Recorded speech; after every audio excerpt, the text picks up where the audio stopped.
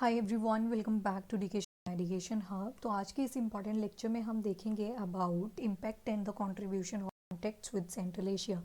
हम देख चुके हैं about the Indo Greeks, Shakas के बारे में, पार्थियंस के बारे में, देन कुशान्स, फिर हमने देखे Shaka Kshatraps of western India last lecture के अंदर। तो Shaka Kshatrap of western India की अगर बात करें तो उसमें कुछ इंपॉर्टेंट रूलर्स आते हैं, दो लीनिएजेस में वो बन जाते हैं। पहले थे क्षारता, ठीक है, क्षारतास के बाद आते हैं कर्दमकास। क्षारथास में आते हैं दो किंग्स जिनका नाम था, एक का भूमाका था और दूसरे का क्या था, नाहपना। ठीक है, यहाँ शॉर्टकट में लिख रही हूँ मैं जस्ट टू रिमाइंड यू कि हमने लास्ट लेक्चर में क्या किया था। फिर आते हैं कर्दमकास। कर्दमकास में आते हैं चश्ताना और चश्ताना के बाद आए थे रुद्रदमन वन। भूमांगे के बारे में हमने देखा कि ठीक है, उन्होंने बहुत सारे कॉइन थे वो मिंट करवाए। फिर नाहपना के बारे में हमने देखा, नाहपना का क्या था इम्पोर्टेंट कि इनकी जो किलिंग थी वो किसने करी थी, गौतमीपुत्र सतकर्णी ने। गौतमीपुत्र सतकर्णी ने और क्या किया था, जो इनके कॉइन्स थे उनको काउंटर स्ट्रक भी किया था। काउंटर स्ट्रक क्या मतलब होता है, पहले उस कॉइन के ऊपर किसी और रूलर का इमेज था, बाद में उसने क्या किया, गौतमीपुत्र सतकर्णी ने अपना इमेज उसके ऊपर लगवा दिया, तो उसको बोल देते हैं काउंटर स्ट्रक। काउंटर स्ट्रक कर दिया, फिर उसके बाद गौतमीपुत्र सतकर्णी ने उनको मार भी दिया। कर्दमकास आ जाते हैं जिसमें आते हैं चश्ता और रुद्रदमन वन। रुद्रदमन वन का इंपॉर्टेंट रोल था, क्यों था, क्योंकि जो चंद्रगुप्त मौर्य टाइम में पुष्यगुप्त ने एक लेक बनवाई थी जिसका नाम था, क्या नाम था उस लेक, सुदर्शन लेक। तो उस सुदर्शन लेक को दोबारा से रिपेयर करवाया था रुद्रदमन वन ने। तो आज देखेंगे हम about the impact and contribution of contact with the central Asia. Her dynasty के अंदर हमने देखा कुछ ना कुछ इम्पैक्ट रहता ही रहता है, ठीक है, कुछ ना कुछ डेवलपमेंट होती ही होती है। जो डेवलपमेंट है वो बहुत सारे फेजेस में हो सकती है, जैसे कि it can be in art and culture, ठीक है, it can be in the science and tech, it can be in the pottery. Pottery हमेशा ही बहुत इंपॉर्टेंट रोल प्ले करता है ड्यूरिंग द एंशियंट टाइम। ठीक है, उसी तरह से आज का जो लेक्चर है उसमें भी हम देखेंगे कि पॉटरी और आर्किटेक्चर पे क्या इम्पैक्ट रहा, क्योंकि ये जो शाकास थे, कुशान्स थे, ये कहाँ आए थे, बाहर से आए थे, इंडियंस थोड़ी थे ना ये। तो ये बोला गया कि ना सिर्फ जो शाका और कुशान्स थे उन्होंने पॉटरी और आर्किटेक्चर को इंट्रोड्यूस करा, बट उसके साथ साथ एक नया एलिमेंट ऐड कर दिया। ठीक है, जो पॉटरी हुआ करती थी वो ऐड कर दी किसने, जो ये शाका और कुशान आए थे फ्रॉम द सेंट्रल एशिया। इसके साथ साथ पॉटरी एंड आर्किटेक्चर में चेंज मिलेगा, फिर लिटरेचर में देखने को मिलेगा किस तरह से चेंज हुआ, क्योंकि लैंग्वेजेस अलग हो जाती हैं। इंडिया में अगर देखें प्रोमिनेंस, तो पहले जब बुद्धिज़्म आता है तो प्राकृत हो जाती है, पाली हो जाती है जैनिज़्म के आते ही। फिर उसके साथ साथ हम देखते हैं कि संस्कृत का भी काफ़ी ज़्यादा यूज़ रहता है। पर जैसे जैसे नए एलिमेंट्स ऐड होते चलते हैं तो जो लैंग्वेजेस हैं उनमें भी कुछ ना कुछ चेंज आता रहता है। स्कल्पचर्स के अंदर बहुत सारे चेंजेस देखने को मिलेंगे। साइंस एंड टेक के बारे में बता दिया, और स्पेशली इंडियन सोसाइटी में क्या क्या चेंजेस आए वो सारी चीज़ें भी हमें देखनी है। फिर हम कंपेयर करेंगे कि कैसे पहले जो था वो सोसाइटी हुआ करती थी और कैसी जो सोसाइटी थी वो during the contact with the central Asia में बन जाती है। ठीक है, तो यहाँ से पता चलता है कि almost all the spheres of India, India के जितने भी, मतलब एक नेशन के अंदर जो भी क्राइटेरियाज होते हैं, जो भी प्रिंसिपल्स होती हैं, जो भी वैल्यूज़ होती हैं, वो सारी ही कहीं ना कहीं इन्फ्लुएंस हुई थी with the central Asian culture. ठीक है, सारे ही स्फेयर्स में हम बोल सकते हैं कि सारी ही जगह पे चेंजेस आए because of the central Asian culture. अब पहला जो है वो है pottery and architecture. Pottery and architecture अगर हम बात करें तो जो सेंट्रल एशिया से आए थे इन्होंने क्या किया, इन्होंने बर्न्ट ब्रिक्स का यूज़ किया फॉर फ्लोरिंग। तो जो बेस होता है घर का उसमें टाइल्स की जगह, जैसे आज टाइल्स यूज़ करते हैं ना, तो उसी तरह से फ्लोरिंग के लिए बर्न्ट ब्रिक्स का यूज़ किया और साथ में टाइल्स का भी यूज़ किया फॉर फ्लोरिंग एंड रूफिंग। ठीक है, तो यहाँ से देखो टाइल्स वाला कॉन्सेप्ट जो है वो शुरू हो जाता है। ओके, अब इसके बाद बोला गया ठीक है, फ्लोर का भी देख लिया हमने, सीलिंग का भी देख लिया, बाकी क्या चेंजेस लाए, तो पॉटरी टेक्निक, सॉरी पॉटरी बोल रही हूँ, तो फ्लोरिंग के अलावा इन्होंने क्या किया, जो बर्न्ट ब्रिक्स थी इनको वॉल में बनाने का भी यूज़ किया, यानी कि वॉल की कंस्ट्रक्शन में भी यूज़ किया। तो बर्न्ट ब्रिक्स के हमने क्या क्या यूजेस देख लिए, यहाँ पे मैंने लिख भी दिए। ठीक है, बर्न्ट ब्रिक्स आ गई, टाइल्स आ गई, और वॉल की कंस्ट्रक्शन भी किससे की इन्होंने, बर्न्ट ब्रिक्स से। ठीक है, अब इसमें बहुत सारी पॉटरी टेक्निक्स जो थी वो फ्लरिश हो के आती हैं। ठीक है, अब कौन सी पॉटरी टेक्निक्स जो कि पहले सेंट्रल एशिया में यूज़ हुआ करती थी, तो वो सारी पॉटरीज हमें कहाँ पे देखने को मिलने लगी, इंडिया में। तो एक तरह से क्या हुआ, जो रेप्लिका था सेंट्रल एशिया की पॉटरी का वो इंडिया में भी देखने को लगा। इसमें अगर सबसे ज़्यादा टिपिकल एग्जाम्पल देखे जाएँ तो रेड वेयर था एक तो, ठीक है। रेड वेयर जो था ये प्लेन भी था और कई बार डिज़ाइन भी था और कई बार पॉलिश्ड भी था, ठीक है।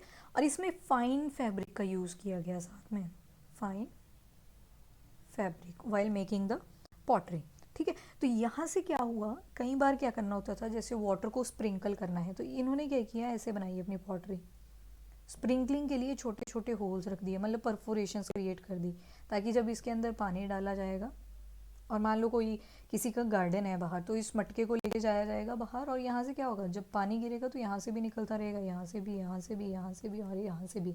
तो स्प्रिंकलिंग के लिए भी बनाए इन्होंने एक स्पेशल तरह के। पहले हमने देखा जो परफोरेटेड पॉट्स थे वो किसके लिए यूज़ हो रहे थे, for the fermentation of liquor. पर यहाँ पे लीकर पे ना फोकस करके सिर्फ इन्होंने देखा कि अगर अपनी गार्डनिंग भी करनी है तो उसमें भी हम पॉटरी जो है वो थोड़ी सी एडवांस लेवल की यूज़ कर सकते हैं। तो ये किसकी वजह से आया, again with the assimilation of central Asia. अब आता है ट्रेड एंड एग्रीकल्चर। अब देखो किसी भी किंगडम को चलाना है या किसी को भी अपनी इकोनॉमी को चलाना है तो उसमें ट्रेड भी उतना इंपॉर्टेंट है, एग्रीकल्चर भी उतना इंपॉर्टेंट है। तो यहाँ पे भी ट्रेड एंड एग्रीकल्चर जो है काफ़ी ज़्यादा इन्फ्लुएंस होता है विद द सेंट्रल एशिया। तो यहाँ से पता चला कि जब सेंट्रल एशिया इंडिया में आए, सेंट्रल एशियंस इंडिया में आए, तो इन दोनों के बीच में होगी बॉन्डिंग। बॉन्डिंग का मतलब क्या है, इनडायरेक्टली ट्रेड, मेरा भी फ़ायदा तुम्हारा भी फ़ायदा। तो यहाँ पे बोला जाता है कि जो ट्रेड है वो काफ़ी ज़्यादा फ्लरिश हुआ, ठीक है जी। तो यहाँ पे ट्रेड काफ़ी ज़्यादा फ्लरिश होता है। अब जो इंडिया था ना वो भी काफ़ी ज़्यादा चीज़ें इंपोर्ट किया करता था, जैसे कि गोल्ड। गोल्ड कहाँ से आया करता था, ये चीज़ यहाँ पे इंपॉर्टेंट हो जाती है, मैं लिख भी देती हूँ। सो ठीक है, तो यहाँ पे क्या हुआ, इंडिया जो था वो क्या इंपोर्ट करवाया करता था, गोल्ड, ठीक है। और गोल्ड कहाँ से इंपोर्ट हुआ करता था, तो अल्टाई माउंटेन्स जो आती हैं, Altai mountains of central Asia. तो जो अल्ताई माउंटेन्स हैं सेंट्रल एशिया की, वहाँ से मिलता है हमें गोल्ड। अब क्या था, हमें ये भी चीज़ पता है कि उस टाइम पे जब कुशान्स थे, तो हम देखते हैं ना जब भी इंडिया का, मैं मैप यहाँ पे थोड़ा सा ड्रॉ कर देती हूँ इस वाले एरिया में, तो ये जो सेंट्रल एशिया से जितने भी लोग आए थे वो कहीं ना कहीं इस वाले एरिया में ज़्यादा थे, ठीक है। सेंट्रल इंडिया की तरफ बहुत कम गए, लास्ट में हम देखते हैं नहापना फिर थोड़ा सा यहाँ तक पहुँच गया था, पर मैक्सिमम टाइम जो था वो वेस्टर्न वाला पोर्शन इन्होंने एक्वायर करके रखा था। तो उसी तरह से जो कुशान्स थे, कुशान्स का मेजर जो रोल आता है वो कहाँ पे आता है, सिल्क रूट पे। तो जो सिल्क रूट है इतना ज़्यादा पुराना है, सिल्क रूट, ठीक है। तो जो सिल्क रूट था उसके ऊपर ज़्यादा कंट्रोल किसका रहता था, कुशान्स का रहता था। तो ये जो सिल्क रूट था इनकी इकॉनमी को भी बूस्ट करने में हेल्प करते हैं। अब देखो किसी को अगर वो ट्रेड यूज़ करना है, ट्रेड रूट यूज़ करना है, तो उसके लिए क्या देना पड़ेगा, कुछ ना कुछ देना पड़ेगा ना, that can be money, that can be any goods. तो यहाँ पे बोला गया कि जो कुशान्स थे, जस्ट बिकॉज इनका सिल्क रूट के ऊपर काफ़ी ज़्यादा कंट्रोल था, तो उसकी वजह से उनकी जो इकॉनमी थी उस टाइम पे वो बहुत ज़्यादा फ्लरिश हुई। कैसे फ्लरिश हुई, क्योंकि दे यूज टू इम्प्लाई टॉल्स, आज भी करते हैं ना रोड्स पे टॉल्स, तो उसी तरह से कुशान्स भी क्या किया करते थे, यहाँ पे टॉल्स कट किया करते थे। एक तरह की जो टैक्स होता था उस रूट को यूज़ करने के लिए वो लोगों को पे करना पड़ता था टू द कुशान्स, ठीक है। अब टॉल्स जब, अब देखो एक ही रूट था जो कि सबसे ज़्यादा कॉमन था और बहुत ज़्यादा इंपॉर्टेंट था, तो यहाँ भी क्या हुआ कि जिसको भी ये रूट यूज़ करना है करना ही पड़ेगा टॉल पे, अदरवाइज़ आपकी गुड्स आगे जाएंगी नहीं। तो उस चीज़ से कुशाण ने तभी सबसे ज़्यादा जो कंट्रोल था वो सिल्क रूट के ऊपर अपनाया, ताकि जो उनका लॉस है वो कभी भी ना हो और एम्पायर जो है वो कॉन्टीन्यूसली फ्लरिश करता रहे, ठीक है। इसके अलावा जो इंडो ग्रीक्स थे ना, इंडो ग्रीक्स के बारे में हमने देखा था कि इन्होंने क्या किया था, गोल्ड कॉइन्स को मिंट किया था इंडिया के अंदर। तो इनके ही वजह से ये जो गोल्ड कॉइन का ट्रेंड था वो इंडिया में हमें देखने को मिलता है, ठीक है। पर ये तो लाए थे इंडो ग्रीक्स जो थे, ये बेसिकली मिंट नहीं करा था, गोल्ड कॉइन अपने साथ ही लाए थे। पर एक्चुअल में मिंट किसने करे, तो कुशान्स ने करे थे। कुशान्स ने क्या किया, एक्चुअली जो गोल्ड के कॉइन्स थे उनको यहाँ पे बनाना शुरू करा, ठीक है। They minted coins on the large scale in India जो कुशान्स थे, इंडो ग्रीक्स ले आए थे अपने साथ पहले से गोल्ड कॉइन्स, तभी इनके एविडेंसेस भी हमें देखने को मिलते हैं। पर सबसे ज़्यादा जो कॉइन्स मिंट करवाए वो किसने करवाए, तो वो करवाए थे कुशान्स ने। ना सिर्फ कॉइन्स के बारे में बात पता चलती है हमें अबाउट द कुशान्स, बट इसके अलावा एक और चीज़ पता लगती है कि इन्होंने बहुत ज़्यादा, just a second, so sorry, okay. So यहाँ भी एक और चीज़ पता लगती है कि जो कुशान्स हुआ करते थे, कुशान्स ने बहुत ज़्यादा प्रेफरेंस थी एग्रीकल्चर को, ठीक है, हैज़ दे प्रोमोटेड एग्रीकल्चर, जो कुशान्स थे। इसके बाद ये भी बोला जाता है कि जो कुशान्स थे, इन्हीं के टाइम पे जो इरिगेशन थी वो सबसे ज़्यादा एक्सटेंसिवली करी गई। Irrigation was done extensively during the time period of Kushans. तो ये हो गया ट्रेड और एग्रीकल्चर। अब देखो एग्रीकल्चर फ्लरिश करेगा तो इससे जो भी प्रोडक्ट्स आएंगी, जो भी क्रॉप्स होंगी, जो भी ग्रेन्स होंगे, like your wheat, gram, anything, उन सब का भी क्या किया जाएगा, एक्सपोर्ट। तो इसी वजह से ट्रेड और एग्रीकल्चर जो है वो साथ साथ में पढ़ने पड़ते हैं, because they are interdependent on each other. इसके बाद आता है मिलिट्री नॉलेज एंड इक्विपमेंट्स। अब देखो जब आपका एम्पायर फ्लरिश करेगा तो आपके दुश्मन भी बढ़ते जाएंगे, ठीक है। अब जो ये लोग जो थे, शाकस थे, कुशान्स थे, ये काफ़ी अच्छे हॉर्स यानी कि हॉर्समैन हुआ करते थे, ठीक है। घोड़ों को इनको यूज़ करना आता था, ठीक है। तो ये शाकस थे चाहे से कुशान्स थे, दोनों को लिख दिया मैंने, ठीक है। तो दोनों का ही, तो बहुत अच्छे हॉर्समैन हुआ करते थे। और इससे ही पता चलता है, कैसे पता चला, क्योंकि इनके टाइम पे बहुत सारी चीज़ें जो हैं वो आ गई थी, जैसे कि रिंस। अब देखो ये मैं 3 टर्म्स लिखूंगी, रिंस, सैडल्स एंड स्टरअप्स। ये तीनों ही चीज़ें किस में यूज़ होती हैं, हॉर्स में। जब भी हॉर्स को वॉर के लिए यूज़ करना है या फिर हॉर्स के ऊपर बैठना है, तो ये 3 चीज़ें जो हैं वो हॉर्स पे होनी चाहिए in order to have a comfort, ठीक है। तो वो क्या क्या थी, स्टरअप। स्टरअप होता है ये नीचे पिन जैसी लगी होती है ना, जो यहाँ पे ये वाली, ये पिन जैसी लगी होती है जो इस सैडल को बांधने में हेल्प करती है, उसको बोलते हैं stirrup. So this is stirrup. इसके बाद रिन जो थी ये भी बन गई थी। रिन जो होती है ये बेसिकली ये जो रस्सियाँ डाली हुई हैं ना यहाँ पे इस वाले एरिया में, तो इसको बोलते हैं रिंस, ये जो रस्सियाँ डाली हुई। इसके बाद सैडल, ये जो बैठने के लिए यहाँ पे गद्दी सी लगाई हुई है उसको बोलते हैं सैडल्स, सॉरी दिस वन, ठीक है। तो ये सारे कौन इन्वेंट करता है, ये करते हैं शाकाज एंड कुशान्स, ठीक है। अब इसके बाद बोला गया कि देखो जब एम्पायर फ्लरिश करेगा तो लड़ाइयाँ भी होनी शुरू हो जाएंगी। तो इन्होंने क्या किया, अपने लिए कैप्स बनाई, हेलमेट्स बनाए, ठीक है, बूट्स बनाए स्पेशल क्वालिटी के, ताकि जब हॉर्स के ऊपर बैठ के जाएंगे एज अ वॉरियर, मतलब प्रॉपर वॉरियर बन गए उस टाइम पे। ये सब पहन के ये वॉर किया करते थे और हॉर्स के ऊपर बैठ के जाया करते थे, ठीक है। अब जो शाकस और कुशान थे, इन्होंने एक नए स्टाइल का जो है वो ट्रेंड चला दिया, जैसे फैशन चलता है ना कपड़ों का, तो उसी तरह से इन्होंने भी डिफरेंट टाइप का ड्रेसिंग स्टाइल चलाया। और वो ड्रेसिंग स्टाइल कैसा था, ड्रेसिंग स्टाइल था जैसे कि टर्बन, ट्यूनिक, ट्राउजर्स, फिर हैवी लॉन्ग कोट्स,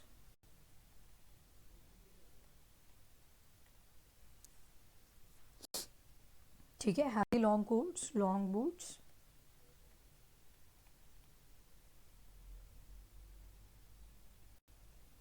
ओके। अब ये सारे कपड़े जो थे, ये जो ड्रेसिंग स्टाइल था, ना सिर्फ वॉर में यूज़ होता था, बट ये स्टाइल ही बन गया एक तरह से। सोसाइटी में एलीट लोग बनते थे खुद को, उन्होंने भी इनको पहनना शुरू कर दिया, ठीक है। तो एक तरह से पार्ट ही बन गया ये सोसाइटी का, ना सिर्फ वॉरियर्स ने यूज़ किया बट सोसाइटी जो थी उनका भी ये पार्ट बन जाता है। ये सारा जो ड्रेसिंग स्टाइल था इनका, लाइक पगड़ी पहनना, ट्राउज़र पहनना, लंबे कोट पहनना, लंबे लंबे बूट्स पहनना, क्योंकि हॉर्समैन भी थे एक तरह से, तो इन्होंने तो इसलिए यूज़ किया था, बट ये एक तरह से सोसाइटी का भी पार्ट बन जाता है। तो यहाँ से हमें इनके मिलिट्री नॉलेज का पता चलता है, इक्विपमेंट्स कैसे कैसे इन्होंने यूज़ किए वो भी चीज़ पता चल जाती है। अब आती है एडमिनिस्ट्रेटिव ऑर्गेनाइजेशन। अब देखो किसी भी एम्पायर को चलाना है तो वहाँ पे एडमिनिस्ट्रेशन तो होनी ही चाहिए। तो अब क्या हुआ, जो जो अभी तक चलती आ रही थी ना एडमिनिस्ट्रेशन, सेंट्रल एशियंस ने थोड़ी सी अलग की इंट्रोड्यूस करी, ठीक है, एक न्यू टाइप की एडमिनिस्ट्रेटिव ऑर्गेनाइजेशन इंट्रोड्यूस करी। फॉर एग्जांपल अगर मैं एग्जांपल दूँ, जैसे मैंने आपको लास्ट टाइम भी बताया था जब हमने किया था कि इम्पैक्ट क्या रहा इंडो ग्रीक्स का इंडिया के ऊपर, ठीक है, छोटा सा टॉपिक था अगर आपको ध्यान हो। तो यहाँ पे बोला जाता है कि जो जैसे इंडो ग्रीक्स आए थे, तो उसी में मैंने ये भी बताया था, गंधारा के बारे में बताया था, गंधारा स्कूल ऑफ आर्ट किस तरह से आया। तो इंडो ग्रीक्स की ही पॉइंट में मैंने एक और चीज़ बताई थी कि इन्होंने क्या किया था, एक प्रैक्टिस स्टार्ट करी मिलिट्री गवर्नरशिप की। ठीक है, ये मिलिट्री गवर्नरशिप के लिए क्या किया, इन्होंने एक स्पेशल मिलिट्री गवर्नर भी अपॉइंट किया। और ये जो मिलिट्री गवर्नर हुआ करता था, इसको एक टर्म भी दे दी गई जिसको बोला गया स्ट्रैटेगोस। ठीक है, दिस इज स्ट्रैटेगोस। और सेम मिलिट्री गवर्नर, ये तो इंडो ग्रीक्स ने दी टर्म, ये चीज़ ध्यान रखना, ये जो स्ट्रैटेगोस थी that term was given by the Indo Greeks. Again military governor जो थे वो कुशान्स ने भी बनाए, सेम ट्रेंड फॉलो किया। पर जो कुशान्स थे उन्होंने क्या बोला इस सिस्टम को, satrap system of government, satrap system of government. किसका कॉन्सेप्ट है मिलिट्री गवर्नरशिप का ही है, बट इन्होंने एक नया नाम दे दिया जिसको क्या बोल दिया, सेट्रैप सिस्टम ऑफ गवर्नमेंट। ठीक है, तो यहाँ पे बोला गया कि जो एक एम्पायर होता है, ये बोला कुशान्स ने कि जो एम्पायर होता है उसको वेरियस सेट्रैप्स एंड सेट्रैपीज जो हैं वो चलाते हैं। मतलब एक तरह से ऑफिशियल्स को नाम दे दिया, सेट्रैप्स एंड सेट्रैपीज। डन। तो ये इनके अकॉर्डिंग था, कुशान ने ही दिया था ये कॉन्सेप्ट कि जो एम्पायर होता है वो एक सेट्रैप और सेट्रैपी के बेसिस पे ही चलता है। So that was according to the Kushans. ठीक है, अब पर होता क्या है, ये जो सेट्रैपी सिस्टम है ये चल तो पड़ा, जो सेट्रैप सिस्टम था गवर्नमेंट का वो तो चल पड़ा, पर इससे आगे बहुत ज़्यादा फ्यूडेटरी, मतलब जो सेट्रैप और सेट्रैपीज थे, ऑफिशियल्स थे, उनकी आपस में ही बिगड़ने लगी, तो बहुत सारे फ्यूडल ग्रुप्स बन गए। तो ये एक इधर यहाँ पे इसका नेगेटिव पॉइंट देखने को हमें मिल जाता है। ऑल्दो एक चीज़ जो देखी जाती है कि जो शाकास थे प्लस कुशान्स थे, ये ऐसे रिप्रेजेंट करते थे अपने रूलर्स को कि वो डिवाइन है। ठीक है, इन्होंने एक तरह से डिवाइन ओरिजिन ऑफ किंगशिप चला दिया, डिवाइन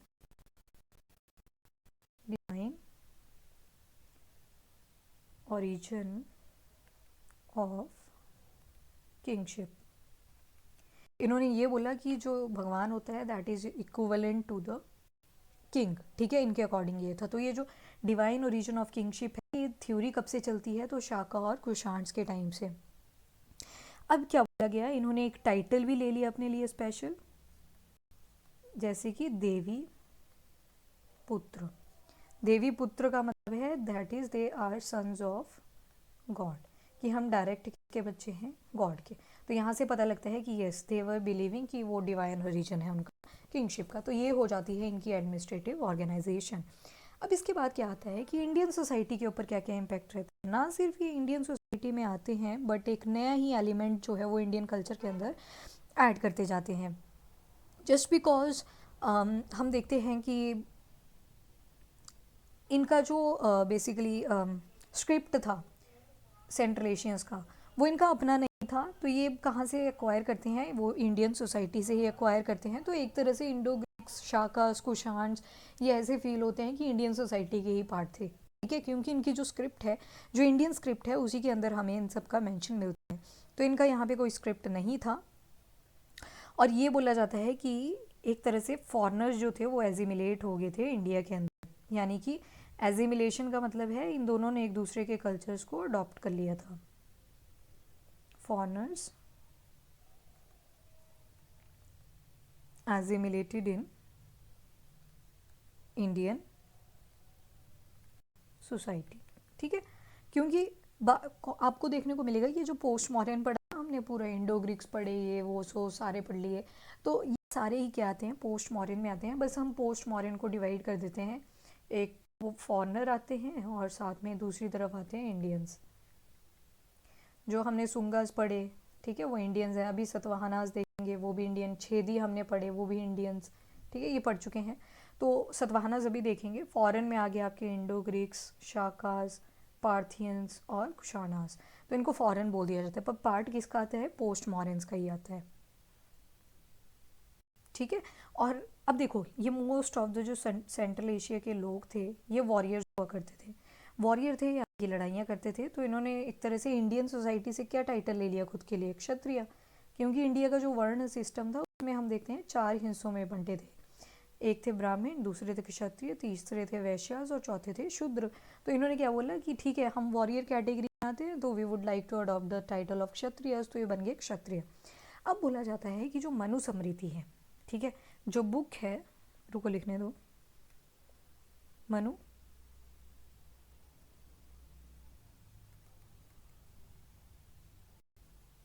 ठीक है यार, एक मिनट तुम्हारा लिखने दो।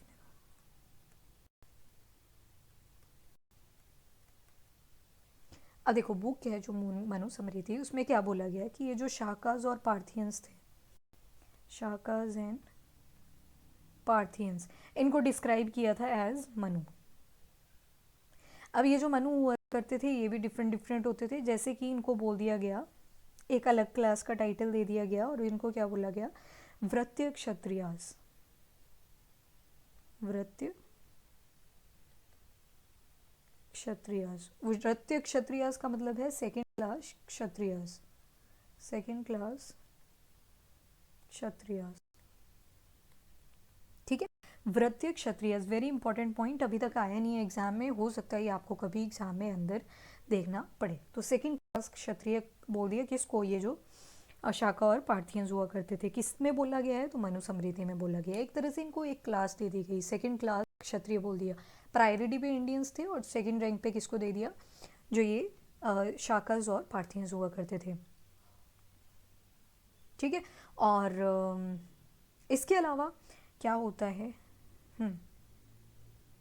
जो इंडिया के रिलीजन्स चल रहे थे ना उनको भी ये अडॉप्ट कर लेते हैं, कौन, शाका, पार्थियन, शान, ये सारे, कि जैसे क्या करते हैं कुछ जो थे इनमें वो they get converted into Vaishnavism, Vaishnavism,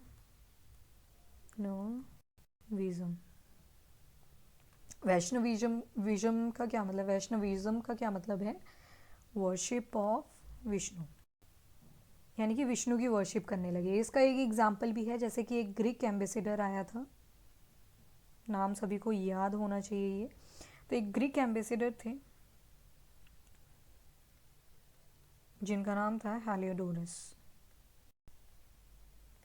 Heliodorus, और इन्होंने एक पिलर भी बनवाया था, अगर आपको ध्यान हो, हेलियोडोरस का पिलर, और किसका पिलर था वो, वासुदेव का, पिलर ऑफ वासुदेवा, ठीक है। और कुछ ऐसे ग्रीक रूलर भी थे, जैसे अगर आपको ध्यान हो मियांदर के बारे में, मियांदर ने बहुत सारी क्वेश्चनिंग करी थी फ्रॉम नागसेन, कौन से रिलीजन को, बुद्धिज़्म, तो ये जो मियांदर थे ये बुद्धिज़्म में कन्वर्ट हो गए थे। इनके ऊपर एक बुक भी लिखी गई बाद में, मिलिंद पानो, किसने लिखी, नागसेन ने लिखी। फिर कुषाण रूलर्स हमने देखे, कुषाण रूलर्स की अगर बात करें तो कुछ जो थे कुषाण रूलर्स, तो कुषाण रूलर्स में हम क्या चीज़ देखते हैं कि कुछ जो थे वो शिवा की भक्ति किया करते थे और कुछ जो थे वो बुद्धा जी की भक्ति किया करते थे। कनिष्क जो था, अगेन कुषाण, तो कनिष्क का क्या देखते हैं हम कि वो किसकी पूजा किया करते थे, एक तरह से किसकी वर्शिप किया करते थे, बुद्धा की। और जो फोर्थ बुद्धिस्ट काउंसिल थी वो भी किसने करी थी, कनिष्का ने। तो एग्जाम्पल दे सकते हो यहाँ पे, जैसे कि कनिष्का, ठीक है। फिर हम देखते हैं कि जो कुशाणास के कॉइन्स थे इनके ऊपर हमें डिफरेंट डिफरेंट शेप्स मिली थी, जैसे कि ट्राइडेंट, फिर बुल था, और इवन शिवा की भी इमेज थी। तो यहाँ से पता लग जाता है कि यस, इन्होंने डिफरेंट काइंड के जो रिलीजन्स थे वो अडॉप्ट किए थे। इसके अलावा इंडियन सोसाइटी में ही हम देखते हैं, यहाँ पे ओरिजिन होता है महायान बुद्धिज्म का,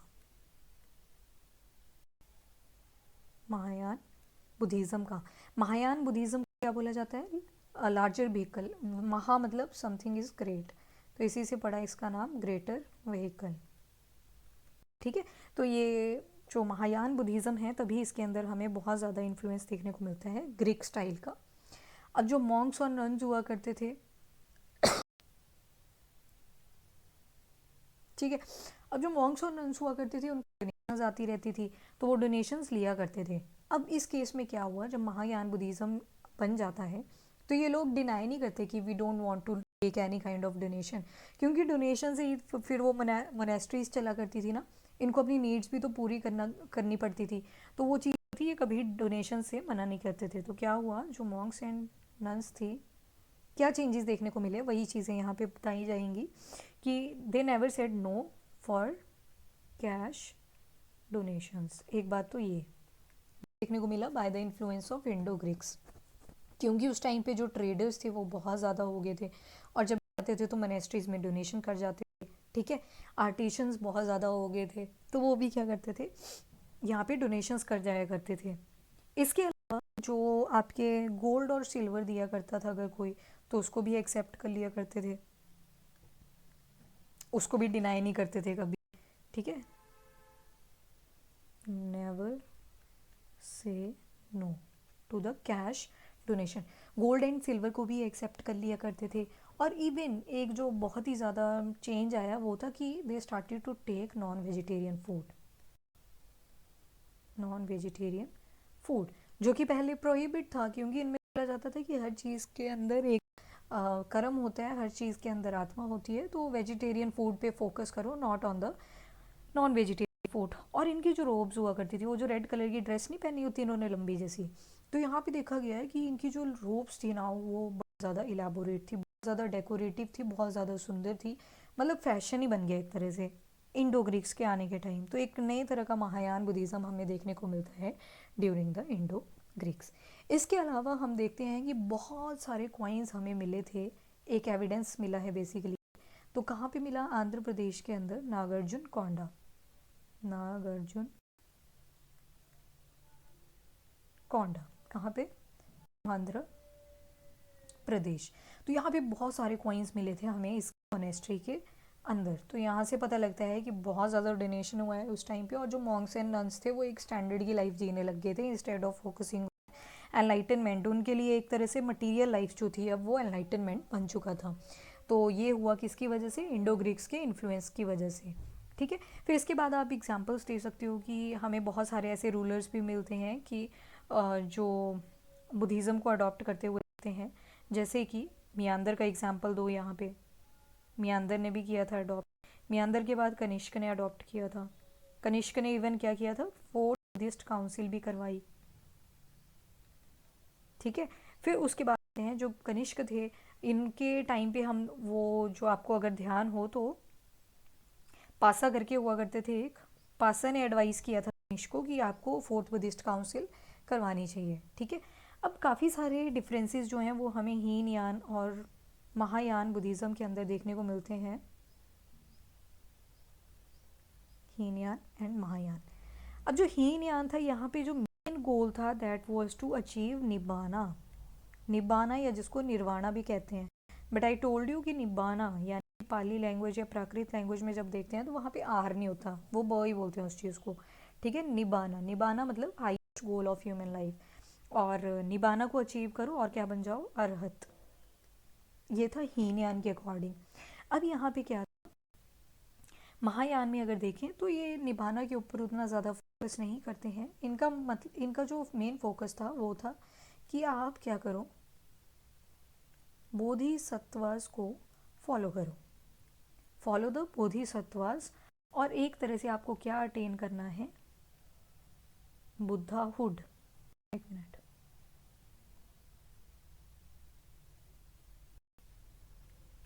बुद्धाहुड, that was according to the Mahayana. इसके बाद एक और पॉइंट आ जाता है, वो क्या था, ठीक है। अब हीनयान कहता है कि जो इंसान अरहत बन जाता है, अरहत का मतलब है जिसने निबाना अटेन कर लिया है, जैसे ही वो अरहत बन जाएगा, अरहत बनने के बाद वो साइकिल ऑफ संसार से फ्री हो जाएगा, ठीक है।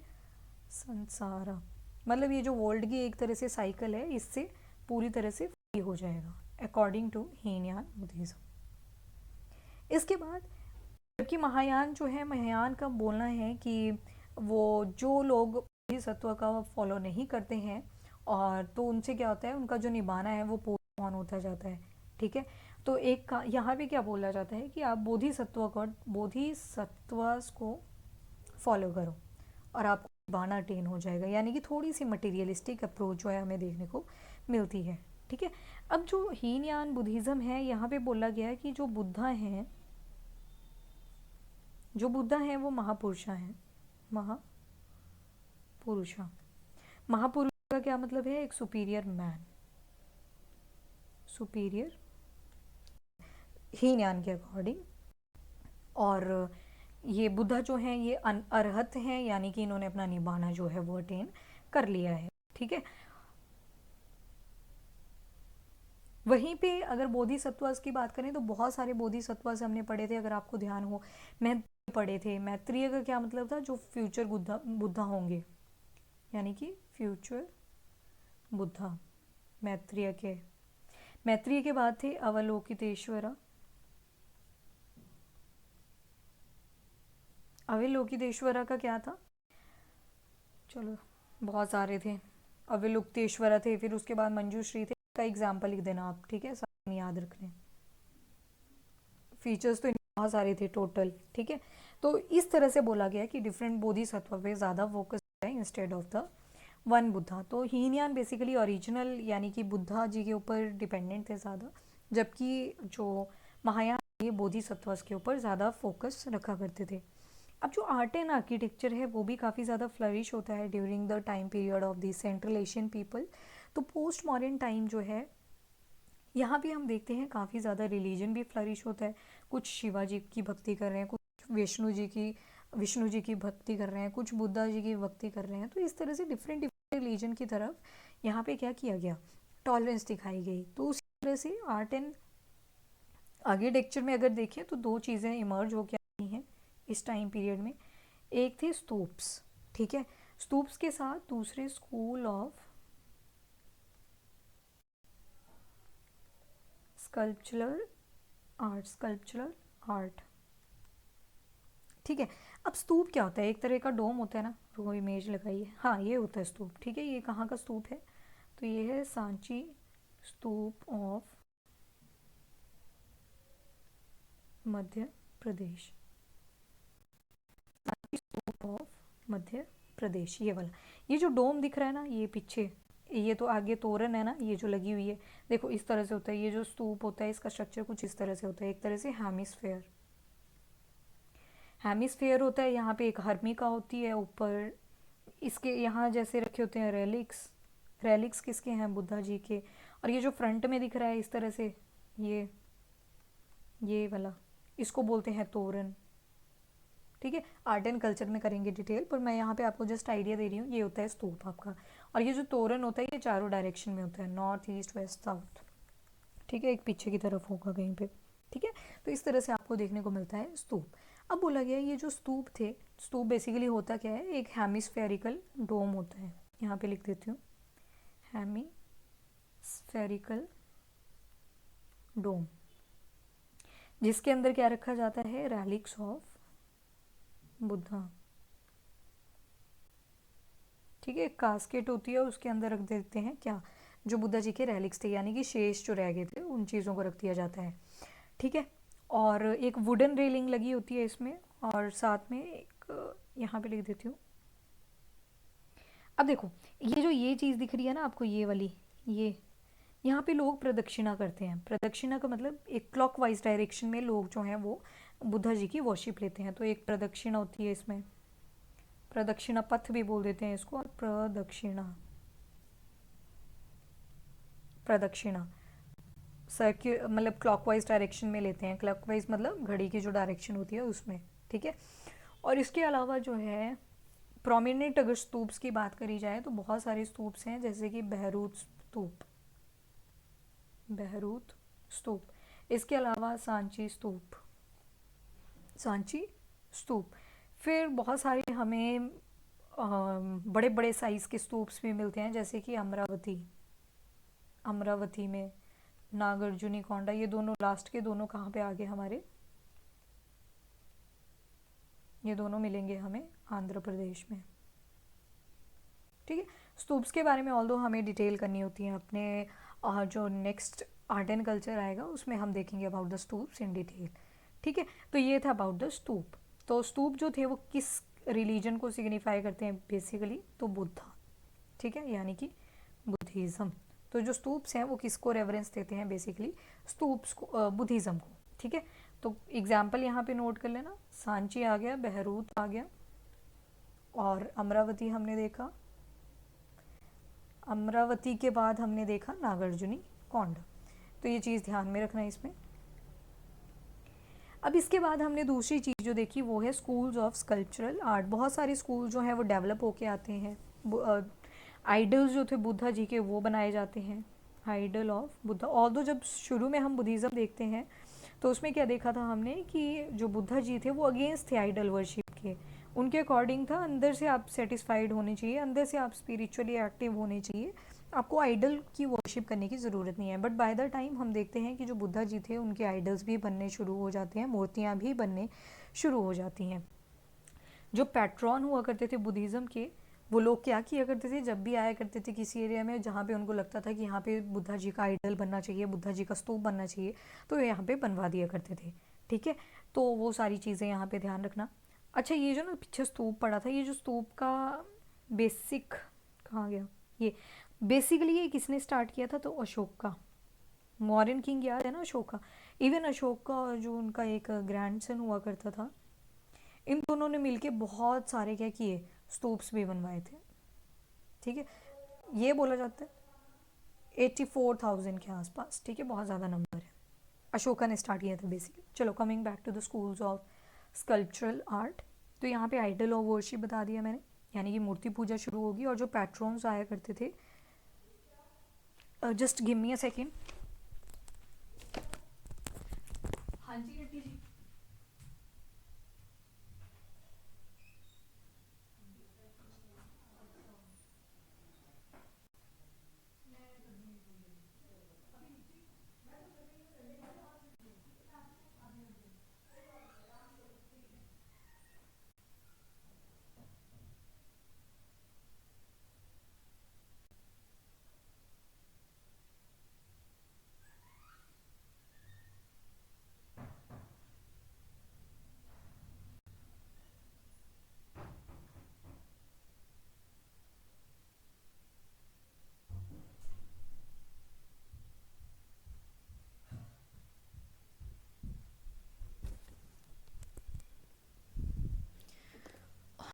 सॉरी फॉर डिस्टर्बेंस, बाहर आ गया था कोई। ठीक है, चलो दोबारा से पढ़ते हैं। ठीक है, कहाँ पहुँचे थे। तो ठीक है, डिफरेंट डिफरेंट पैट्रॉन्स आया करते थे जो कि बुद्धिज़्म को फॉलो किया करते थे। तो जहाँ पे भी उनको लगता था कि हमें स्तूप बनाना चाहिए, वो स्तूप बनवा जाते थे। जहाँ पे लगता था हमें मूर्ति बनवानी चाहिए, वहाँ पे मूर्ति बनवा दिया करते थे। ठीक है, तो यहाँ पे क्या होता है, एक तरह से फ्यूज़न हो जाता है इंडियन स्टाइल का और जो आपका सेंट्रल एशियन स्टाइल था, यहाँ पे हो गया फ्यूज़न। ठीक है, चलो अब यहाँ पे क्या होता है, तीन तरह के डिफरेंट स्कूल जो हैं वो इमर्ज होके आते हैं। वो तीन स्कूल्स कौन कौन से थे, नंबर 1, नंबर 2 एंड नंबर 3। इन तीनों स्कूल्स के बारे में आपको पता होना चाहिए। थोड़े थोड़े फीचर्स हम देख लेंगे। Just give me a second again.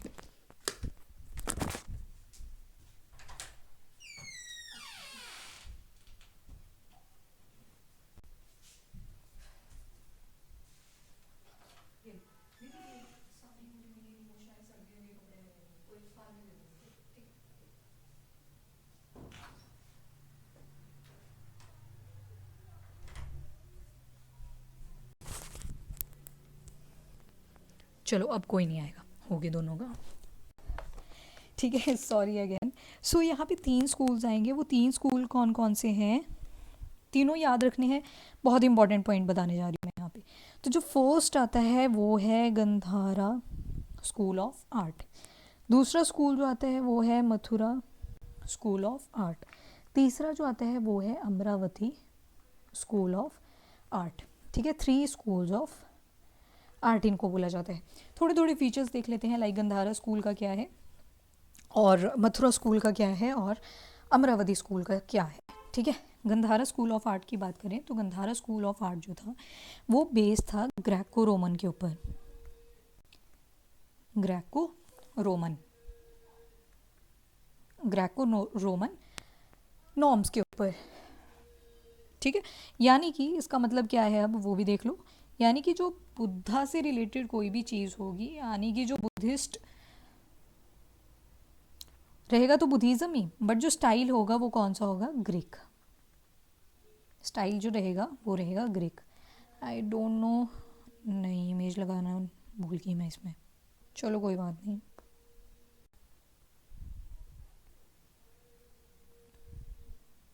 इसमें इमेज लगाना भूल गई, चलो सॉरी फॉर दैट। अब मैं एक काम करूँगी, मैं पीडीएफ में ऐड कर दूँगी, उसमें देख लेना, ठीक है, जो गंधारा स्कूल ऑफ आर्ट में थे बेसिकली। तो अगर आप देखोगे तो क्लीन शेव होंगे गंधारा स्टाइल में, ठीक है, और बड़ी सी रॉब पहनी होगी, तो ये वो सारी चीज़ें यहाँ पे देखने को मिलती हैं, ठीक है। मथुरा स्कूल में भी क्लीन क्लीन शेव तो होंगे, साथ में सिमिलैरिटी काफ़ी ज़्यादा होंगी। अमरावती स्कूल में हमें देखने को मिलेगा जो बचपना था बुद्धा जी का, वो सारा देखने को मिलता है। तो रहा तो बुद्धिज़्म ही, बट जो स्टाइल था वो दैट वाज ग्रीक, ठीक है। और किस किस के ट्रेडिशन मिले यहाँ पे, तो लोकल तो थे, यानी कि इंडियन स्टाइल मिल गया, पार्थियंस का स्टाइल मिल गया, प्लस आर्केमेनियन स्टाइल मिल गया। किस में मिल गया ये सारा, Gandhara school of art. Time period देखें इसका, तो ये है अराउंड 100 CE टू 700 CE। फिर उसके बाद मेन जो पैट्रॉन थे इसके वो थे कुशाणास। मेन पैट्रॉन वो कौन थे, Kushanas. Gandhara school of art के main patron was Kushanas. I just hope ये नहीं है एक्चुअली, यहाँ पे लिख देते हो कुशाणास, ठीक है जी। तो मेन पैट्रॉन, उसके बाद एक एग्जाम्पल अगर इसका देखें हम, तो वो एग्जाम्पल जो मैं अब दूंगी ना, ये न्यूज़ में भी था एक टाइम पे, जब तालिबान ने एक्वायर कर लिया था ना अफगानिस्तान का एरिया, तो वो बुद्धा जो थे वो न्यूज़ में थे उस टाइम पे। तो ये आते हैं बमयान बुद्धा। विस्फोट कर दिया था ना उन्होंने, अगर ध्यान हो, बुद्धा जी की वो जो स्टैचू था इतना बड़ा, वो ही उड़ा दिया उन्होंने। फिर बाद में जब उनको पता चला कि नहीं हमें तो चाइना से हेल्प लेनी पड़ेगी, तो फिर जाके उसकी बोलते कि हम इसको अब कंजर्व करेंगे, ठीक है। तो ये थे बमयान बुद्धा। ये कहाँ पे है, तो अफगानिस्तान, ठीक है जी। तो इसको ध्यान में रखना, गंधारा स्कूल ऑफ आर्ट। इसके अलावा अगर बुद्धा जी के फीचर्स आपने देखने हों कि गंधारा स्कूल में बुद्धा जी के फीचर्स कैसे दिखाए गए हैं, वो भी देख लो थोड़ा सा। फीचर्स ऑफ बुद्धा, यानी कि बुद्धा के जो आइडल्स हैं, स्टैचूज़ हैं, वो कैसे देखने को मिलेंगे। एक तो होंगे स्पिरिचुअल स्टेज में, पता चलेगा कि स्पिरिचुअलिटी की तरफ इंक्लाइंड है। दूसरा जो होगा, ऑर्नामेंट्स बहुत ही कम पहने होंगे, फ्यूअर ऑर्नामेंट्स, बहुत कम ज्वेलरी पहनी होगी। इसके बाद कार्विंग जो होगी वो डिटेल्ड होगी, ग्रेटर डिटेल ऑफ कार्विंग, यानी कि जो कटिंग्स होंगी ना वॉल के ऊपर, वो काफ़ी डिटेल होगी उसमें, ठीक है। फॉर एग्जांपल यहाँ पे बनाया हुआ है, बीच में बुद्धा जी बैठे हुए हैं, साइड में जो वॉल के ऊपर डिज़ाइंस होंगे ना वो प्रॉपर बनाए गए होंगे। प्लांट है तो प्रॉपर दिखेगा कैसा प्लांट है। तो कार्विंग्स होंगी वो डिटेल्ड होंगी during the Gandhara school of art. इसके अलावा रियलिस्टिक इमेजेस लगेंगी, ऐसे लगेगा कि रियलिटी में ही बुद्धा जी खड़े हो गए आगे। रियलिस्टिक इमेजेस, रियलिस्टिक इमेजेस के बाद आप देखोगे कि एक्सप्रेसिव भी होंगी। एक्सप्रेसिव मतलब जो चीज़ वो दिखाने की ट्राई कर रहे हैं वही दिखेगी। और जो बॉडी होगी वो काफ़ी लीन होगी, यानी कि fit and fine sort of. किस चीज़ में, गंधारा स्कूल ऑफ आर्ट में, ठीक है। तो ये सारे फीचर जो हैं देखने को मिलते हैं। उसके अलावा डिफरेंट डिफरेंट मुद्राएं भी हमें देखने को मिलेंगी in the Gandhara school of art. Different mudras, अब जो मुद्राज होती हैं वो भी अगेन डिफरेंट डिफरेंट चीज़ें दर्शाती हैं ना, जैसे कि एग्जाम्पल अभय मुद्रा। अभय मुद्रा, अभय मुद्रा क्या बोलता है कि डोंट फियर, डरो मत। डोंट फियर यानी कि डरो मत।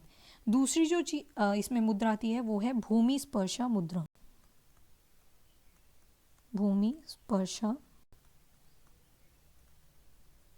मुद्रा, भूमि स्पर्शा मुद्रा क्या बोलती है, टचिंग द अर्थ, यानी कि भूमि को स्पर्श करो। टचिंग द अर्थ, भूमि मतलब अर्थ, स्पर्श मतलब टच, मुद्रा मतलब जो पॉस्चर है, भूमि स्पर्शा मुद्रा। इसके बाद आती है ध्याना मुद्रा। ध्याना मुद्रा, तो ध्याना मुद्रा क्या दर्शाती है, मेडिटेशन, यानी ध्यान में लगा हुआ है कोई, तो मेडिटेशन, ध्याना मुद्रा। फोर्थ जो आता है वो है धर्म चक्र मुद्रा। धर्म चक्र मुद्रा, धर्म चक्र मुद्रा क्या होता है, प्रीचिंग पोज।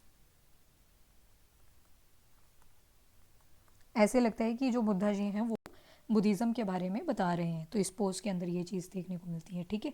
और इसमें ना मोस्टली देखोगे कि जो स्टोन यूज़ हुआ होगा बुद्धा जी की इमेज बनाने के लिए, तो वो स्टोन जो होगा वो होगा blue grey schist, blue grey schist, Buddha ji को बनाने के लिए। तो ये थे गंधारा स्कूल ऑफ आर्ट के बारे में थोड़े से आइडियाज़ जो आपको पता होने ही होने चाहिए, ठीक है। यहाँ पे ना एक साइंस एंड टेक का आना चाहिए था, वो मेरे को लगता है मिसिंग हो गया कहीं पे, एक बार देखने दो यार। हाँ वो स्लाइड कहाँ गई?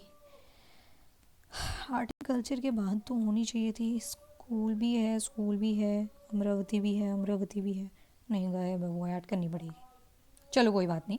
अब करेंगे हम about the Mathura school of art. Mathura school of art जो थी ये इंडिजिनस थी, यानी कि ये इंडियन स्टाइल में थी, इंडिजिनस, ठीक है। इसमें कोई भी हमें फॉरेन इन्फ्लुएंस नहीं देखने को मिलता, नो फॉरेन इन्फ्लुएंस, यानी कि इंडो ग्रीक्स का कोई इन्फ्लुएंस या फिर शाका पार्थियन शांट्स किसी का भी कोई इन्फ्लुएंस देखने को नहीं मिलता।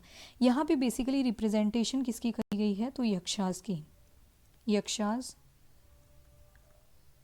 रिप्रेजेंटेशन किसमें, in the Mathura school of art, यानी कि जो इंडिजिनस मेल देतीज होते हैं, इंडिजिनस इंडिया के मेल देतीज, ठीक है, उनको बोला गया यक्षास। ओके चलो, उसके बाद जो फ्लरिश हुआ वो चीज़ भी थोड़ा ध्यान में रख लीजिएगा। तो ये आते हैं around 100 to 600 CE, same he time है ना जो गंधारा का था वही है, तो पर थोड़ा कम टाइम है, 100 साल कम है, ठीक है। फिर उसके बाद आता है कि कहाँ पे ये ज़्यादा मिलेगा, तो कहाँ पे मिलेगा, मथुरा से नाम पता चल रहा है, तो मथुरा वाले रीजन में हमें ज़्यादा देखने को मिलता है, specially in the north India, ठीक है। और इसमें भी जो मेन पैट्रॉन्स हुआ करते थे वो कौन थे, कुशाणास। तो गंधारा में भी कुशाणास थे और मथुरा में भी कौन थे, कुशाणास थे। यहाँ पे भी हमें अगेन वही चीज़ देखने को मिलती है कि 3 रिलीजन्स मिले, 3 रिलीजन्स के ऊपर ये एम्फेसिस देते हैं, वो कौन कौन से थे वो भी ध्यान में रखना। One was the Buddhism, second was Jainism, और थर्ड कौन होगा, ब्राह्मणिज़्म, ठीक है। बुद्धिज़्म, जैनिज़्म, ब्राह्मणिज़्म, पर गंधारा में कौन मिला, सिर्फ बुद्धिज़्म। मथुरा में कौन कौन मिल गए, बुद्धिज़्म, जैनिज़्म और ब्राह्मणिज़्म, ठीक है। इसके अलावा बहुत सारे देती हमें देखने को मिलती हैं, क्योंकि ब्राह्मणिज़्म में हम क्या क्या देखते हैं, विष्णु जी की पूजा करते हैं, कुबेर जी की पूजा करते हैं, कार्तिक जी की पूजा करते हैं, तो वो सारे हमें यहाँ पे देखने को मिल जाते हैं। कौन कौन, कार्तिक के अलावा विष्णु, विष्णु जी के अलावा कुबेर, इन सब देतीज की भी हमें आइडल्स मिलते हैं in the Mathura school of art, ठीक है। और इवन हमें यहाँ पे कनिष्क का भी स्टैचू मिलता है, कनिष्क स्टैचू, स्टैंडिंग पोज जिसमें उन्होंने दिया हुआ है, ठीक है। और जैन देतीज में, ये तो आगे ब्राह्मणिज्म में, जैन देतीज में देखें तो उसमें भी हमें बहुत सारे देखने को मिलते हैं, जैसे कि नंबर 1 इज आया गप्ताज, आया गप्ताज, आया गप्ताज आगे, और इसके अलावा एक और आते हैं जिन्नाज, पढ़ा था ना हमने, टाइटल्स लिए होते थे, जिन्नाज, किसको जिन्ना बोला जाएगा, वो सारी चीज़ें, ठीक है। और इसके अलावा बहुत सारे मथुरा स्कूल ऑफ आर्ट में हमें फिगर्स देखने को मिलती हैं, जैसे कि यक्षास, यक्षास के बाद यक्षिणी, यक्षास बेसिकली मेल देती और यक्षिणी मतलब फीमेल देती, ठीक है। फिर नागा, नागिनीज करते हैं ना, नाग पंचमी सारी वो चीज़ें आती हैं, नागा, नागिनीज, ठीक है। तो ये सारी चीज़ें हमें कहाँ पे देखने को मिलती हैं, मथुरा स्कूल ऑफ आर्ट। अब यहाँ पे अगर फीचर्स देखें बुद्धा जी के कि क्या क्या स्पेशल फीचर्स थे, तो वो भी इम्पॉर्टेंट हो जाता है हमें जानना। तो फर्स्ट जो था यहाँ पे डिलाइटेड मूड, मतलब किस पे चीज़ पे फोकस होगा, हैप्पीनेस के ऊपर, खुशी वाला मूड होगा, ठीक है। और जो स्पिरिचुअलिटी वाला लुक होगा वो यहाँ पे लैकिंग है, नॉट स्पिरिचुअल, ठीक है। गंधारा में क्या देखा, स्पिरिचुअल मूड है, यहाँ पे मथुरा में क्या देखा कि डिलाइटेड मूड है, काफ़ी एनर्जेटिक दिखेंगे, एनर्जेटिक, एनर्जेटिक के बाद जो बॉडी होगी वो मस्कुलर होगी। गंधारा में कैसी देखी थी, लीन, यहाँ पे कैसी देखने को मिलेगी, मस्कुलर बॉडी। और उतनी ज़्यादा डिटेलिंग नहीं होगी कार्विंग्स के अंदर,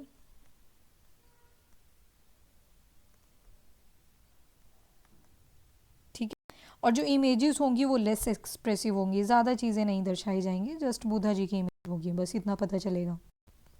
ठीक है, ये किस में आ जाता है आपका मथुरा स्कूल ऑफ आर्ट के अंदर। और इसमें जो स्टोन यूज़ होगा ना मथुरा स्कूल ऑफ आर्ट में, वो स्टोन कौन सा यूज्ड है, तो लोकल रेड स्टोन, रेड से लिख देती हूँ, लोकल रेड स्टोन। ठीक है, और जबकि हमें गंधारा में कौन सा मिला था, तो ब्लू ग्रे स्काइस्ट। ठीक है, वो भी ध्यान में रखना। अब इसके बाद कुछ रहा तो नहीं। ठीक है, इसमें अगर एग्जाम्पल्स लिखने होंगे तो जैसे आपको एक स्टैंडिंग बुद्धा जी की इमेज मिलती है of Shravasti and Kaushambi, standing Buddha of Shravasti and Kaushambi. ठीक है, फिर इसके बाद हम देखते हैं वो जो पदमपनी है, वज्रपनी है, वो भी किसको बिलोंग करते हैं, Buddha ji, Mathura school of art. इसके अलावा हमें एक और स्ट्राइकिंग फीचर देखने को मिलता है, हैलो देखने में मिलता है। हैलो क्या होता है, बेसिकली प्रभा मंडल। प्रभा मंडल क्या होता है, आपको अगर ध्यान हो, अगर आप मंदिर जाते हो या किसी भी ऐसे बुद्धिस्ट साइट के ऊपर जाते हो, तो आप देखोगे कि उनके सिर के पीछे ना एक लाइट सी दिखाई गई होती है। ठीक है, जो लाइट होती है ना बेसिकली उसको बोलते हैं हैलो। तो ये जो स्ट्राइकिंग फीचर है हैलो का, यानी कि प्रभामंडल का, वो भी कहाँ से ओरिजिनेट होता है, from the Mathura school of art. इसके बाद जो नेक्स्ट स्कूल आता है वो है Amravati school of art. Again ये भी इंडिजिनस है, यानी कि इंडिया का अपना है। इसका अगर फ्लरिश देखें तो काफ़ी कम टाइम के लिए रहेगा, जैसे कि 150 BCE टू 350 CE। और ये कहाँ पे हुआ था, तो अमरावती कहाँ पे पड़ता है आपका, आंध्र प्रदेश में। तो आंध्र प्रदेश वाले एरिया में ज़्यादा देखने को मिलता है, स्पेशली कहाँ पे, तो जो रिवर जाती है ना कृष्णा, और कृष्णा की साइड से गोदावरी, तो इन दोनों रिवर्स के आसपास ही हमें देखने को मिलता है ये। ठीक है, अमरावती स्कूल ऑफ आर्ट। अब यहाँ पे बेसिकली क्या दिखाया जाता है, instead of focusing on the statue of Buddha, यहाँ पे स्टोरीज दिखाई जाती हैं बुद्धा जी की, स्टोरीज ऑफ बुद्धा। ठीक है, इन द फॉर्म ऑफ जातक्स। बचपन में वो कैसे थे, फ्यूचर बुद्धा जी के बारे में कुछ बता दिया जाता है, basically all the stories related to the Buddha ji. इसके बाद इंपॉर्टेंट कैरेक्टरिस्टिक्स देखें यहाँ पे, तो वो क्या है, तो जैसे कि आपको दिखेगा, एक तो taming of an elephant by Buddha. तो कहीं ना कहीं ये बर्थ को रिप्रेजेंट करता है बुद्धा का, क्योंकि बुद्धा जी की माँ जो थी उनको सपना आया था कि उनके पेट में एक वाइट एलिफेंट है।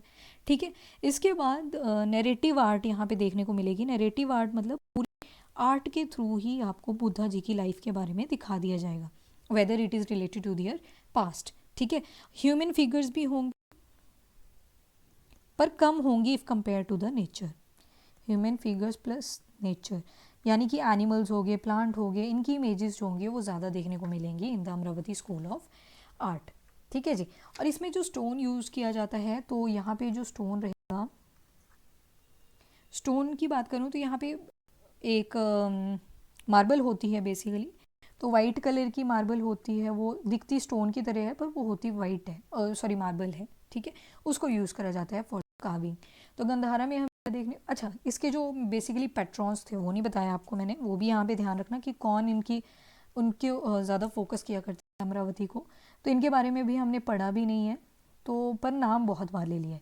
गौतमी पुत्र सतकर्णी लिया था ना, तो यस, सतवाहनास जो थे वो इसके पैट्रॉन थे। सतवाहनास के बाद इक्ष्वाकुस के बारे में हम थोड़ा सा देखेंगे, इक्ष्वाकुस। तो इक्ष्वाकुस जो थे वो भी अगेन क्या थे, किसके पैट्रॉन थे, तो अमरावती स्कूल ऑफ आर्ट। ठीक है, तो ये सारी चीज़ें अमरावती स्कूल ऑफ आर्ट में मिलती हैं। और यहाँ पे स्तूप्स के ऊपर ज़्यादा एम्फेसाइज दिया गया, स्तूप्स यानी स्तूप्स बनवाएंगे हम और उनकी साइड में क्या लगनी चाहिए, रेलिंग।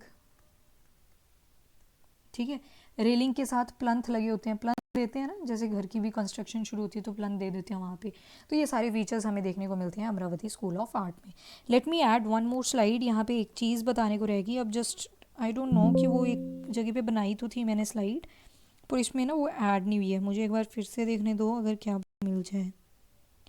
ये कौन सी थी, ये खाली थी, इंडियन सोसाइटी एडमिनिस्ट्रेटिव मिलिट्री, नहीं मिल रही देखने को। ठीक है, चलो ऐड ही कर देती हूँ यहाँ पे स्लाइड। इसमें साइंस एंड टेक्नोलॉजी देखना है हमें। I think 1 slide would be sufficient. चलो अब देखते हैं कि साइंस एंड टेक्नोलॉजी के ऊपर क्या इन्फ्लुएंस रहता है सेंट्रल एशियंस का। साइंस एंड टेक्नोलॉजी पोस्ट मॉडर्न्स के टाइम में स्पेशली जब सेंट्रल एशियंस का यहाँ पे काफ़ी ज़्यादा रोल चल रहा था तो एस्ट्रोनॉमी बहुत ज़्यादा इमर्ज होती है। एस्ट्रोनॉमी यानी कि study of space.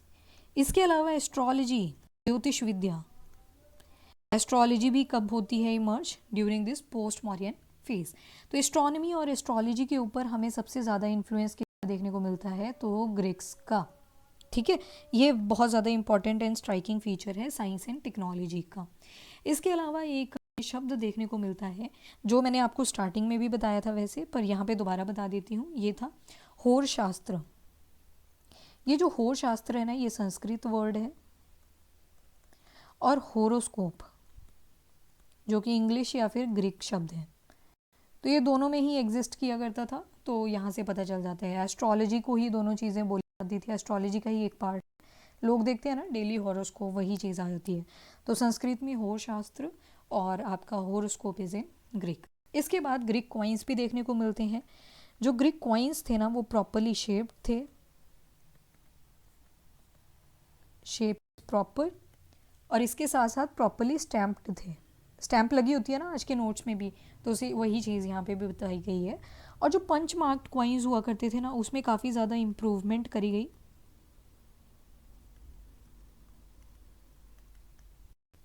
Coins improved, ठीक है। बहुत सारे कॉपर कॉइन्स यहाँ पे मिंट होते हैं, कॉपर कॉइन्स मिंटेड, ठीक है। इसके बाद ग्लास मेकिंग की प्रोसेस जो है वो भी यहाँ से शुरू होती है। ग्लास मेकिंग, अभी तक आपने कहीं पे भी ग्लास के बारे में नहीं पढ़ा, तो that is the striking features of this impact, this central Asian impact during the post modern phase. तो जो ग्लास मेकिंग थी वो कब शुरू होती है? That is during the time period of central Asia, ठीक है। अब जो नेक्स्ट लेक्चर आएगा हमारा, that is going to be about the Satavahanas. यहाँ पे लिखने रहने देती हूँ, कईयों को लगेगा कि इसके बारे में बात कर रही है। सिमुका हो गए, गौतमी पुत्र सत्कर्म हो गए, उन सभी के बारे में हम देखेंगे नेक्स्ट लेक्चर के अंदर। तो ठीक है, साइंस एंड टेक्नोलॉजी हमारा यहीं पे हो जाता है कंप्लीट। हमने बहुत सारे स्कल्पचर, स्कूल ऑफ आर्ट पढ़े, अमरावती, मथुरा एंड गंधार, ठीक है।